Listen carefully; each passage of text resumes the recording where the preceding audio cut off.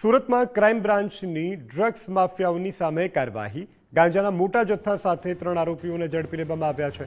કતારગામમાંથી ગેરકાયદે ગાંજાના જથ્થાની સાથે ધરપકડ કરવામાં આવી છે। પોલીસે 28 કિલો અને 64 ગ્રામ પ્રતિ કિલો ગાંજાનો જથ્થો ઝડપી પાડ્યો છે, જેની આંતરરાષ્ટ્રીય બજાર કિંમત 14 લાખ રૂપિયા થતી હોય છે। પકડાયેલા આ આરોપીઓમાંથી નિલેશ, બેચરભાઈ અને રવિ સામેલ ગુનામાં વપરાયેલું મોપેડ અને રોકડ પણ કબજે કરવામાં આવી છે।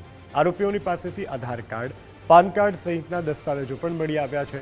મોપેડ પર લાવી અને સુરતમાં ગાંજાનું વેચાણ કરાતું હતું। ક્રાઇમ બ્રાન્ચ દ્વારા હવે આ દિશામાં વધુ તપાસ કરવામાં આવી રહી છે।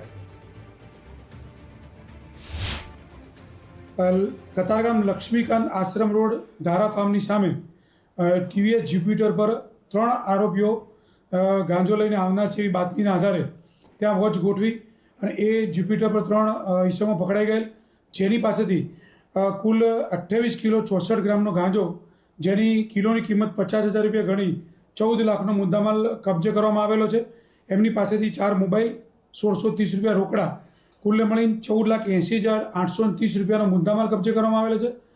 3 આરોપીઓની ધરપકડ કરવામાં આવી, જેમાં એક નિલેશ દુધાત, બેચરભાઈ પટેલ અને રવિ પરવાળિયા। એમાં નિલેશ અને રવિ બંને અમરેલી જિલ્લાના છે અને બેચરભાઈ છે એ ભાવનગર જિલ્લા છે।